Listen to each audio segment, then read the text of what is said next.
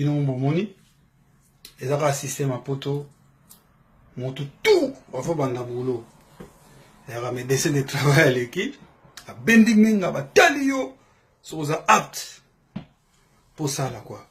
Bilan de santé, conseiller à tout le monde. Ça la bilan de santé pour Eva parce que là, ça fait depuis 2000, ça fait 18 ans, ni fièvre, ni cauchemar. Mais, attaque spirituelle, pour que tu aies après 18 ans. Et le quoi, on a testé, et le quoi, et on a dit, check-up général, checking général, est-ce que ça va? Ouais. Maintenant, ADT va reprendre le boulot. Oh, Sengaki, Lili, ADT, Zongi, Mr. Live, Moutafraga, l'homme qui a inventé les lives, l'homme qui a commencé à faire les lives, oh, bah, tous les loups balandi, idéologie, idéologie, donc voilà quoi. Le côté n'a pas orchestre et tout, le côté n'a pas pasteur, le côté n'a domaine tout. Marc Joubert, Coloplan, mais idéologie n'a pas congolais, Moutabandi en vieux. C'est votre zongi là, avec vitesse, mon sous-sous. Si il y a santé, puis notre zongili, santé va bébé. Cœur pour nous, 98% d'oxygène, ça la médecine va aider.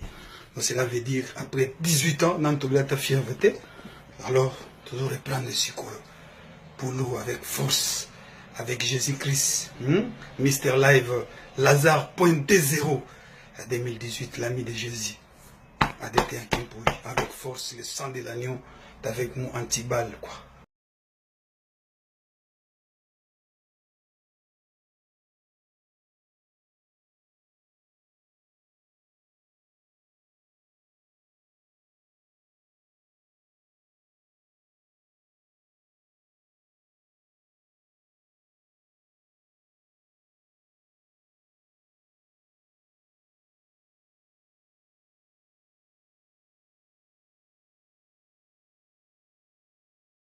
Congo America TV avec Patrick Mbouya.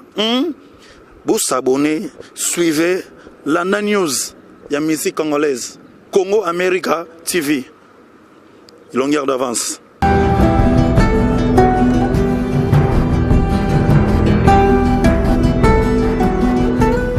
Suivez Congo America TV. Meilleure chaîne YouTube. Patrick Mbouya. Congo plus America. Souka na site bolanda sika musuti botala ba information sur ya Congo sur bon botala ne zappez pas www Congo America TV. Banamboka, on est sur Congo America TV. Abonnez-vous tous. Bendela Mboka, Lokuma Mboka. Thank you very much. Congo America TV. Abonnez-vous na Congo America TV na YouTube. Place où vous avez info. Il y a ours blanc, il y a Congo America TV, Patrick Mbouya Kaniki TV, Congo America TV, Congo America TV.